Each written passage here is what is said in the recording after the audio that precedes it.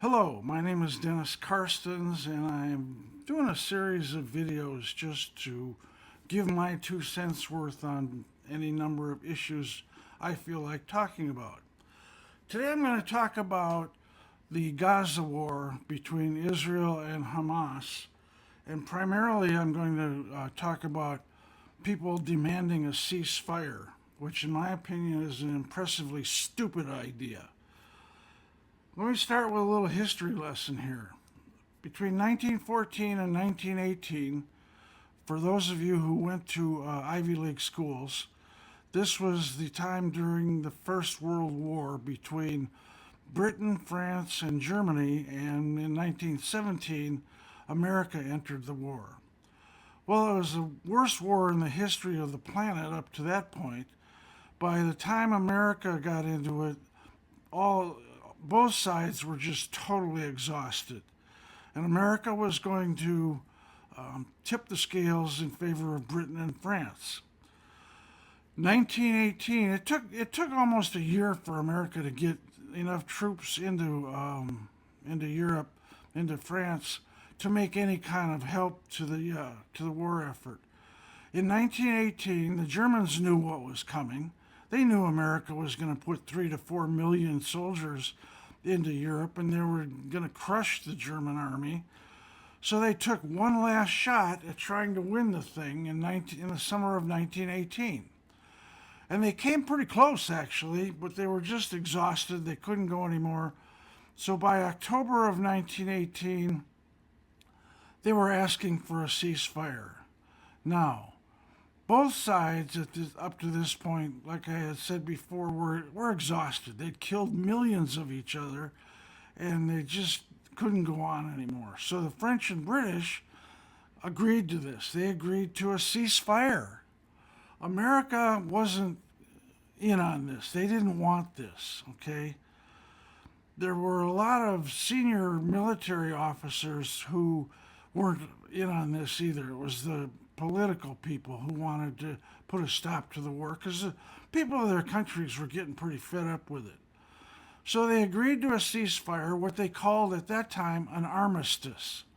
Now, one of the people who was really dead set against this was the commanding general of the American Army, a guy by the name of Pershing, 5-star general, who warned people. He said, look, and others, there were others with him, who warned them, don't do this. We need to keep fighting. We need to crush their army. We need to go to Berlin and capture that place and win a decisive victory. None of this ceasefire business. But they weren't listened to. And the reason that they wanted to defeat the Germans completely, they warned a ceasefire will do nothing but set up the next war. And sure enough, they were right. In 1939, the Germans took another shot at it, and we had World War II, which was the worst war possible. I mean, it was terrible. Now, you've probably all heard of World War II, although I've seen some interviews, the man on the street interviews, asking people, say, who did America fight against in World War II? And I get answers like England, Russia, not sure. World War II, I've heard of it, but I'm not sure what it is. Anyway, this is the attitude that Americans have. What happened, back then? Well, what's that got to do with, anything I want today? Here's the problem. Now I'm moving ahead to the Hamas-Israeli war. There have been many ceasefires in this contest, okay? Hamas took over Gaza in, I believe it was 2005, right around then. Israel left, said, okay, this is who you want to be your government. That's fine. We'll move out and you can have it. Well, this was their opportunity to have their own state. They had an opportunity here to have peace and their own place to live. Hamas and is a terrorist organization. They don't want peace with Israel. They want to kill all the Jews. They don't even care about Israel, but they sure care about killing the Jews. Not just the Jews in Israel, but all of the Jews around the planet. These people aren't just terrorists, they're Nazi monsters, is what they are. During World War II, we bombed Germany into rubble. We killed millions of civilians to defeat a terrorist organization called the Nazis. It had to be done. It's awful when civilians get killed during a war, but it happens because you need to win the thing. What's going on in Hamas, in Gaza with Hamas, is the same thing. Israel has had enough. On October 7th, Hamas attacked Israel and killed 1,200 civilians. Now, a lot of people in academia are feeding children the lie that, oh, this didn't happen. There weren't any babies killed, even though there's film of it doing it, of them doing it. They're trying to tell you, no. The Palestinians, they're the injured party. They had peace. They had their own place to live. Israel did not attack them. Hamas attacked Israel. Now, this is not the first time Hamas has done this. Like I said, there's been any number of ceasefires between these people. And every time it happens, Hamas reloads, rearms from Iran and takes another shot at it. Oh, and by the way, Joe Biden is the one that gave Iran the money to arm Hamas. In case you didn't know that, Trump had Iran practically on their knees. Their country was just about to collapse, and people put Joe Biden in charge. And one of the first things Joe Biden did was lift a lot of the sanctions against Iran, and sent them $8 billion in cash, $100 billion in oil money. Where do you think the money came from to give the weapons to Hamas and Hezbollah up in Jordan?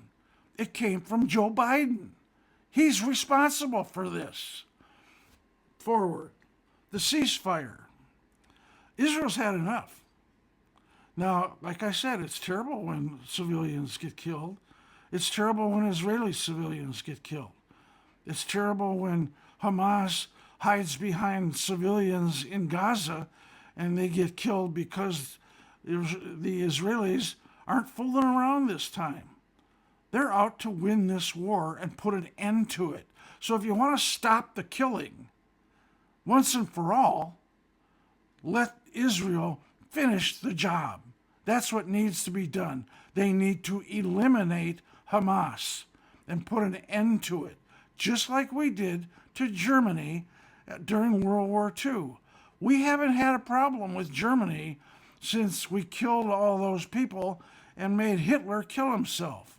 We haven't had a problem with Japan since we won that war and they decided, hey, we're going to get along with America because they're kind of powerful and we really don't want to mess with them anymore. Same thing with Germany. Same thing with the Palestinians. If the Israelis wipe out Hamas, please let them do it.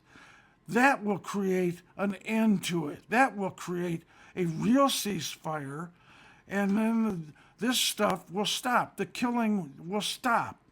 And stop electing people as stupid as Joe Biden that will send money to a terrorist state like Iran, who will fund all of this killing because he and Obama believed they were going to be the ones to make Iran give up their terrorist ways and come and be a part of the Brotherhood of Nations and give everybody big hugs and we'll all get along just fine. It's nonsense. Iran is a terrorist state. Iran believes God has told them to either convert or kill everyone on this planet, convert them to Islam, or kill them all. They believe they are doing God's work. They need to be stopped.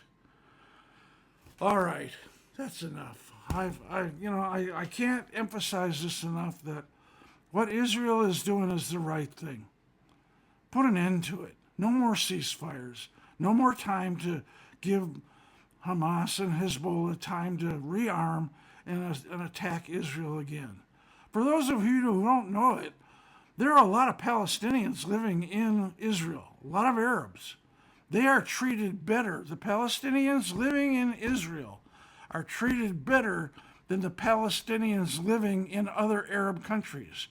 Palestinians living in Saudi Arabia and Jordan and these other places are treated like third-class citizens, like they're just slaves, basically. The ones living in Israel, there are members of their parliament that are Muslims that are treated just fine. They get along just fine with the Israelis. So let's stop this nonsense. Let the Israelis finish the job and put an end to it. Thank you. Think with your head, not your feelings. God bless. Have a great day.